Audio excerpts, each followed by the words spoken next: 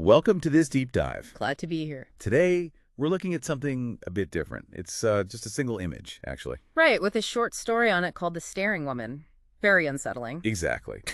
So our plan is to unpack this really short narrative, pull out the key bits. And figure out why it sticks with you, why it feels so creepy. It really does. It's kind of amazing how much impact it has with so few words. Minimalist horror, done really well. Okay, so let's get into it. The source sets the scene pretty simply. Girl on a train. Late at night, and we've all been there, right? That slightly eerie feeling sometimes. Totally. And she's sitting opposite this woman. The staring woman. Yeah, but the woman's hood is up, so she can't quite see her face. And there are two men sitting beside this woman, flanking her, almost. And the girl, she's not, like, immediately freaking out or anything. No, not yet. Just aware. But she notices the staring. It's definitely there, this background level of discomfort. That ambiguity is so effective, isn't it? It's not screaming danger. No, just a lunch. Yeah, just that feeling that something's not quite right. Why do you think that works so well at the start? Well, it feels real, Hmm. like those weird little things you see in your commute. Things you usually just ignore or forget about? Exactly. But the story zooms in on this one thing, Yeah.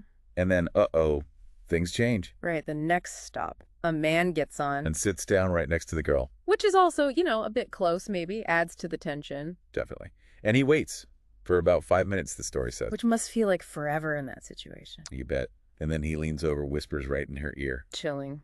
What's the line again? He says, "Get off the next stop with me. It's important that you trust me." Wow, no explanation, just pure urgency, trust me. A total stranger. It's such a huge ask, right? Based on nothing but his tone, his intensity. It completely short-circuits your normal thought process. What do you even do? It puts you right there. Yeah. Do you trust this random guy? Or stay with the weird staring woman situation? A known weirdness versus an unknown potential danger. Or maybe salvation. And she makes the call. She decides to trust him. Gets off the train with him at the very next stop.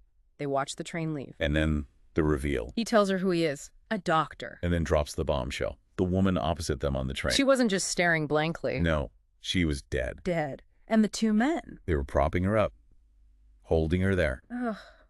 That just sends a shiver down your spine. Right. It snaps from creepy to just horrifying instantly. Okay, so let's break that down. What makes this simple setup so powerful? Well, first, I think it's that ambiguous threat we talked about. Mm-hmm. The not knowing, the hidden face, the silent stare. It builds more tension than, like, an obvious monster. Yeah, your own imagination fills in the blanks, often with something worse. And then there's the urgency factor. The whisper, yeah. Trust me. It pushes past all the logical questions. It hits that primal instinct. Survival mode kicks in. Forget why, just go. Exactly. And the third thing, the twist itself. The horror in plain sight. It's not just that she's dead. It's how she was there, being held up, hidden, but right there in public. That specific detail is just grotesque.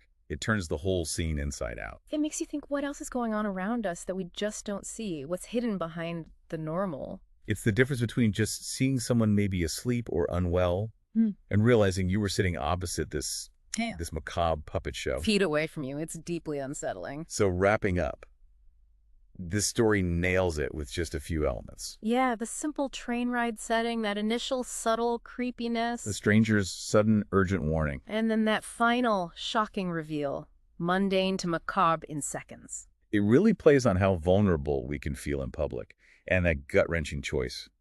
Trust your instinct or trust what you think you see. Definitely makes you a bit more wary on your next late-night commute. It really does. So here's something to think about. How often do we only get a tiny piece of the picture? Yeah, what unsettling truths might be hiding right there in plain sight, just slightly obscured? And maybe more importantly, what would it actually take for you to trust a complete stranger's urgent warning when everything else seems almost okay?